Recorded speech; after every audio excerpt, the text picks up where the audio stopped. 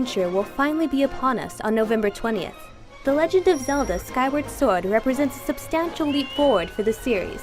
You'll have to wait until next week for our final verdict, but what we've played so far has been a brilliant melding of tradition and innovation, and just might end up being the series' magnum opus. Skyward's visuals are unassumingly gorgeous. They make full use of the Wii's limited hardware and bring this enormous world to life in a painterly art style that evokes all of the Hyrules that came before. Don't let the lack of HD fool you. Much like Wind Waker, this art style should easily stand the test of time. Skyward is the perfect reminder that a game doesn't have to look realistic to be beautiful. The enormous scope of the world is truly impressive, and yet it's positively bustling with life, with tons of new characters full of personality. New species like the Kikwi and Magua feel as at home as Gorons and Zora. I truly hope to see them return in future installments. The series' lore is also greatly expanded on and explained in Skyward, something Zelda fans especially should be terribly excited for. The cutscenes in Skyward are especially noteworthy, a brilliant compromise between the modern demand for cinematics and Zelda tradition. Highly detailed and emotive character animations move the cutscenes along as you click through the text boxes. There's more voice work this time around, though nothing in the way of traditional voice acting, and Skyward proves it's not necessary to achieve a stirring, cinematic experience. Skyward Sword marks something Zelda fans have wanted for years, a return to the strategy and difficulty of old.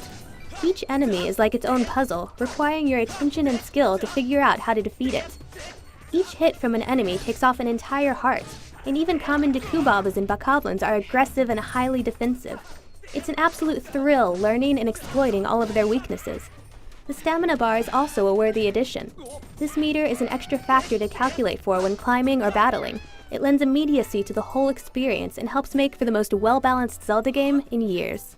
The Motion Plus technology works like an absolute dream. Seriously, don't expect to waggle your way through this one. You waggle, you die. End of story. Honestly, I never thought motion controls could be comparable to traditional ones, but Skyward more than proved me wrong. Flying with Motion Plus is nothing short of euphoric. As much as I love Epona, I found soaring through the gorgeous clouds even more thrilling. Skyward further shakes up the traditional Zelda formula by having the overworld act as something of a dungeon itself.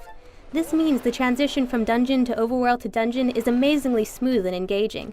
The sheer amount of things to do is also mind-boggling, especially since I've still only scratched the surface of this game. From more things to collect than ever before, to endless side missions, to the ability to upgrade all of your items, this is the fullest Zelda game to date. This paired with the presentation makes for a package that feels like A Link to the Past meets Ocarina of Time, but with enormous scale. And trust me, I do not say that lightly. So far, Skyward Sword is a fitting way to cap off 25 years of The Legend of Zelda, and I simply can't wait to see how the adventure ends. If it keeps it up, it may just be the best Zelda game to date. For more on Skyward Sword, including our full review on November 11th, keep it locked on IGN.com.